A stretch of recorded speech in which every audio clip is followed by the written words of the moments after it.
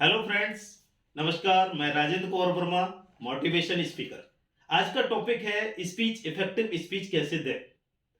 तो सबसे पहले मैं कुछ पॉइंट बताना चाहता हूं, उस चीज पे जरूर ध्यान रखें कि जो स्पीच है, भाषण है, वो कितने प्रकार के होते हैं। वो मुख्यतः दो प्रकार के होते हैं। एक तो लिखित भाषण होता है, दूसरा मौखिक भाषण होता है। अब कुछ टॉपिक बताएंगे जैसे कि जो ज्यादातर चलते हैं, जो भाषण होते हैं। सबसे पहले आपको बता दूं तो एक तो होता है राजनीतिक भाषण, जो सबसे ज्यादा आज की डेट में दिया जाता है।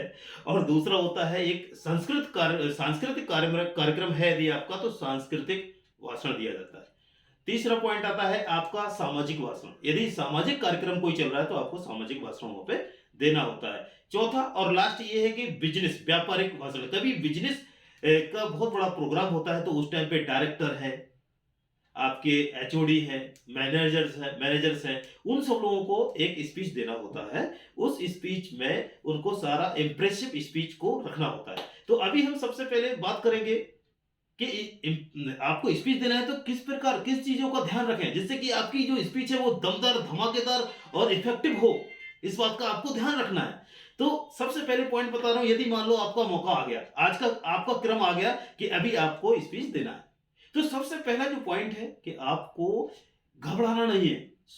एकदम शालीनता के साथ आपको स्टेज पे जाना है। स्टेज पे पहुंचने के बाद आपको ध्यान देना है नेक्स्ट पॉइंट पर कि जो भी मुख्य अतिथि वहां पर उपस्थित हैं उनको धन्यवाद, उनका सम्मान करना है, बोलना है, उनके बारे में जरूर बोलना है कुछ ना कुछ। इसके बाद आपको अपना जो स्पीच स्टार्ट करना है। स्टार्ट करते समय यदि घबराहट हो रही है आपको, तो एक हम लाइन बता रहे हैं, उस लाइन को आप सुन लें। उस लाइन से आप अपना स्पीच स्टार्ट कर सकते हैं कि उपस्थित सभी सम्मानीय सदस्यों को मैं अभिनंदन और स्वागत करता हूं।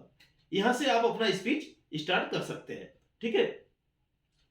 अब आप स्पीच स्टार्ट करने के बाद, ये दो पॉइंट के बाद तीसरे पॉइंट पे आप कैसे आ जाते हैं कि जो टॉपिक है एक्चुअल आपका, उस टॉपिक पे आ जाइए, उस पर बोलना स्टार्ट कर दीजिए। अब बोलना क्या है, कैसे है, वो आपको ध्यान देना होगा। उसको जरूर भाषण देने से पहले आप एक बार जरूर लिख लें कि हमको इस स्पीच में बोलना क्या है। नहीं तो कई बार क्या होता है कि जो बोलना है एक्चुअल, वो छूट जाता है, और जो बोलना ही नहीं था वो बोल देते हैं। तो इस बात का ध्यान रखें कि उसको, अपने भाषण को एक बार लिख जरूर लें कि हमें क्या बोलना है। और उसकी यदि हो सके टाइम मिले तो आपको एक मिरर के सामने जरूर वन टाइम प्रैक्टिस जरूर कर लें, टू टाइम कर लें, तो आपका वो जो भाषण है वो इफेक्टिव होगा और कोई भी पॉइंट उससे छूट नहीं पाएगा।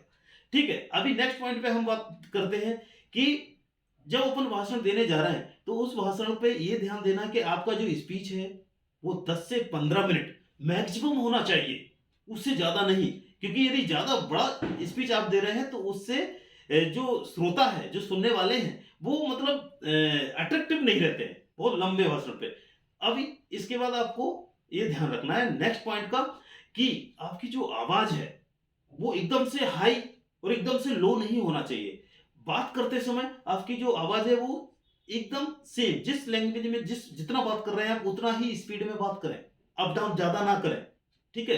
अब चौथी बात आपको बताते हैं कि आपको जो शायरी और और जो श्लोक हैं उनका भी आप अपने स्पीच में समावेश कर सकते हैं। यदि आपके पास वो उसी टॉपिक के ऊपर आपको पता है तो आप बिल्कुल समावेश करिए।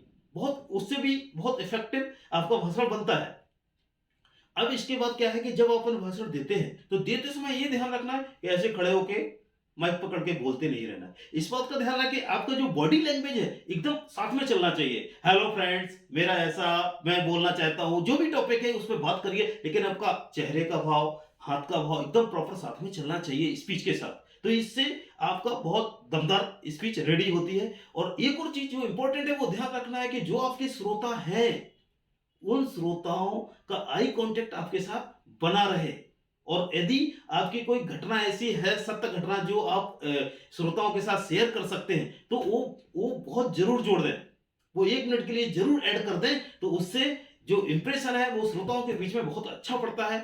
अब मैं दोस्तों लास्ट पॉइंट बताने जा रहा हूं जिसका आप इंतजार कर रहे थे कि जब आप स्पीच खत्म करते हैं तो इस बात का जरूर ध्यान रखें कि जो श्रोता हैं और जो अध्यक्षता कर रहे हैं उनको एक बार जरूर धन्यवाद दें। दोस्तों नमस्कार, धन्यवाद।